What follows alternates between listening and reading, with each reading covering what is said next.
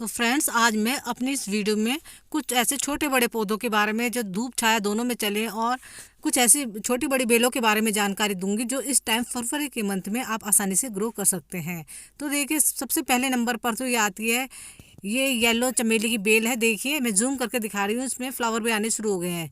तो ये देखिए, बहुत ही खूबसूरत लगते हैं इसके येलो येलो से फ्लावर। और इस बेल को जो है ग्रो करना बहुत ही आसान है। कटिंग से ये बहुत ही इजीली ग्रो हो जाती है।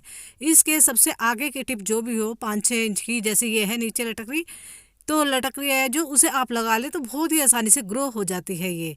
और ये साल में 1-2 बार फूल देते हैं। इसी मतलब जो ये चल रहा है सावन, ये सावन का कह रही हूँ, सॉरी, बसंत के मंथ में ये फ्लावरिंग करती है बेल। और ये कम से कम 20-20 फुट तक नीचे चली जाती है और देखने में बहुत सुंदर लगती है। और दूसरा, ये परमानेंट हार्डी फ्लावर प्लांट है, ये कनेर का। तो देखिए, इस तरह से आप आगे की ये जो कोमल कोमल से ये टिप्स होते हैं, मतलब बिल्कुल हार्ड कटिंग ना लें, आगे की बिल्कुल सॉफ्ट कटिंग कनेर की ले लें और ऐसे ही उसे लगा दें तो इस फरवरी के मंथ में आसानी से ग्रो हो जाएगा। ऐसे ही ये डबल चांदनी का है, सिंगल चांदनी का है। तो इस तरह के पौधे भी बहुत ही आसानी से, इनकी भी हार्ड कटिंग ना लें। ये देखें, जो 1 या 2 नोड एरिया आगे इसके हों तो उसे मिट्टी में दबा दें। इस तरह से नोड एरिया को मिट्टी में दबाएंगे तो बहुत ही आसानी से 10-15 दिन में बहुत ही आसानी से ये हो जाएगा। तो बहुत ही ईजिली हो जाता है। ऐसे ही है ये पर्पल हार्ट का ये पौधा जो आप देख रहे हैं, ये भी आप 1-2 इंच की भी इसकी कटिंग लगा देंगे तो बहुत ही आसानी से हो जाता है और ये धूप छाए दोनों में होता है। ऐसे ही ये परमानेंट ये प्लांट है। तो ये देखिए, सिंगोनियम का, इसके साइड साइड में एरियल रूट्स निकलती रहती है जैसे मनी प्लांट में से निकलती है। तो इसको आप वैसे शेडी एरिया में रखें तो बहुत ही अच्छी तरह से ये ग्रो होता है। वैसे ये धूप में भी हो जाता है, लेकिन ये है शेडी एरिया में ये बहुत ही अच्छी तरह से फलता फूलता है। धूप में रखने से और शेडी एरिया में रखने से, दोनों जगह रखने में से, मतलब जो इनकी पत्तियों में है अलग अलग तरह की शेड में अंतर आ जाता है। और बहुत ही इजी टू ग्रो है। साइड साइड में से इसके में भी नए नए शूट्स निकलते रहते हैं, नए नए पौधे तैयार होते रहते हैं, उनसे भी आप इसे आसानी से लगा सकते हैं। और अगला पौधा है ये स्नेक प्लांट का। बहुत ही अच्छा पौधा है, ये देखने में तो सुंदर लगता ही है। और देखिए, ये हमारे वातावरण को कितना शुद्ध करता है सभी जानते ही हैं। इसे इंडोर आउटडोर दोनों रख सकते हैं आप, लेकिन आप इसे शेडी एरिया में रखें तो बहुत ही अच्छी तरह से इसकी ग्रीन ग्रीन लीव्स बनी रहती हैं। और ये अगला है जिसमें आपको पत्तियां नहीं दिखाई दे रही हैं, मैं लगा रही हूँ ऐसे ही। बहुत ही इजी से ग्रो होने वाली ये बेल है गिलोय की, जो आप जानते हैं कितनी यूज़फुल बेल है ये। इसकी जो डंडी है, पत्ती है, सब काम की है। तो ये बहुत ही आसानी से हो जाती है। ये कटिंग के द्वारा, इसकी 1-2 इंच की कटिंग भी आप ऐसे ही किसी भी तरह की मिट्टी में लगा लें तो बहुत ही आसानी से हो जाती है। और इसकी पत्तियाँ भी बहुत खूबसूरत लगती है। अगली ये है, देखिए, मैंने कई बार शेयर की है, वॉन्डरिंग ज्यू। ये वॉन्डरिंग ज्यू कह रही, सॉरी, टर्टल वाइन। तो ये टर्टल वाइन भी आप 2-3 इंच की कटिंग ले लें। और ये इसकी पत्तियां भी अगर कहीं भी गिर जाती है ना ज़मीन पर, गमले में, मिट्टी में, तो ऐसे ही ये अपने आप होती रहती है और फैलती रहती है। और अगली ये वॉन्डरिंग ज्यू है।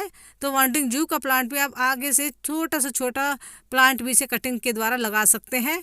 ये पानी में और मिट्टी में दोनों जगह ही अच्छी तरह से सर्वाइव हो जाती है। तो ये अगला ये पौधा है, इसका नाम तो सॉरी मैं अभी भूल गई हूँ। तो ये अगला है ये चमेली की बेल। तो चमेली की बेल जो होती है ये अब ये पौधों के रूप में भी मिलती है, मतलब कि ऐसे भी बेल की तरह भी होती है और छोटे पौधों के रूप में भी मिलती है। इसको भी आप इजीली कटिंग से लगा सकते हैं। अगला है ये बोट लिली का। देखने में बहुत ही खूबसूरत लगता है, इंडोर आउटडोर दोनों जगह बहुत ही अच्छी तरह से सर्वाइव होता है, पानी में और मिट्टी में दोनों जगह हो जाता है। इसको आप अभी लगा लें, वैसे पूरे साल आप कभी भी लगा सकते हैं। और अगला है ये कैलनचोए का। तो कैलनचोए का पौधा भी आप, इसको भी पूरे साल में वैसे कभी भी लगा सकते हैं, लेकिन अब ये फरवरी के मंथ में लगाएं तो बहुत ईजिली ग्रो हो जाता है। देखिए, मैंने अभी 10-15 दिन पहले इसकी कटिंग लगाई थी तो छोटी छोटी लीव्स भी आनी शुरू हो गई हैं। और अगला ये है परमानेंट हार्डी फ्लावर प्लांट है, ये गुड़हल का। गुड़हल की कोई भी वैरायटी आप आगे से इसकी सॉफ्ट सी कटिंग लगा देंगे तो 10-15 दिन के अंदर रूट्स निकलने इसकी शुरू हो जाएंगी और बहुत ही ईजिली ये हो जाता है। तो मैंने अपने टेरेस गार्डन में कई सारे कनेर के और ये गुड़हल के प्लांट लगा रखे हैं, सब मैंने कटिंग से ही तैयार किए हुए हैं। और अगला प्लांट है ये रोज़ की कोई भी वैरायटी हो आप फरवरी के मंथ में लगाएं। आगे से इसकी सॉफ्ट सी कटिंग ले लें तो बहुत ही आसानी से कटिंग से ये ग्रो हो जाता है और किसी भी तरह की मिट्टी में आप लगा सकते हैं।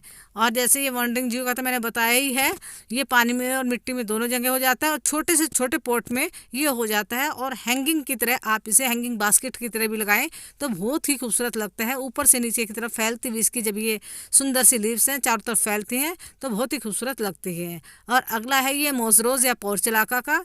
तो इसकी भी छोटी से छोटी कटिंग को आप कहीं से भी ले लें और ऐसे ही लगा दें 1-1 इंच की कटिंग तो बहुत ही आसानी से हो जाती है। मैंने इस तरह से ही इसकी कटिंग लगाई हुई है और ये देखिए इस तरह से वॉन्डरिंग जियो के साथ ही मैंने लगाई है। और बीच बीच में से अब इनमें से नए न्यू न्यू लीव्स जो है आने शुरू हो गई हैं। देखिए अभी मैं इसकी और भी कटिंग लगाऊंगी तो बहुत ही अच्छा समय है जिससे कि हम इसे मतलब मार्च के महीने में इससे फ्लावर ले सकें। तो अब हम इसे बिल्कुल लगा दें तो बहुत सही समय चल रहा है पोर्चुलाका को लगाने का भी। तो ये सीज़न ऐसा है इसमें आप कई तरह के पौधे जो है बहुत ही आसानी से कटिंग ला कर लगा लें। रोड साइड बहुत सारे ऐसे तो पौधे होते हैं जो कि हम इंडोर आउटडोर दोनों जगह लगा सकते हैं। परमानेंट ऐसे बहुत सारे फ्लावर प्लांट है, किसी भी तरह का कनेर, किसी भी तरह की चमेली का और किसी भी तरह के आप जो हार्डी प्लांट लगा सकते हैं। मेरी वीडियो आपको अच्छी लगी तो प्लीज़ चैनल को सब्सक्राइब करें।